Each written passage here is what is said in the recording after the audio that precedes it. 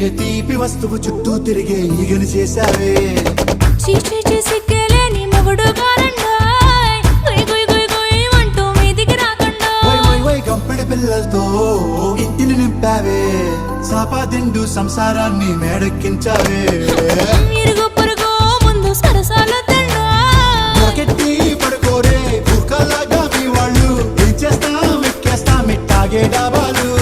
పెళ్ళయి సన్నాళ్ళే అయినా కానీ మాస్తారు తగ్గేదే లేదంటూ నా కొంగనికే పడుతుంటారు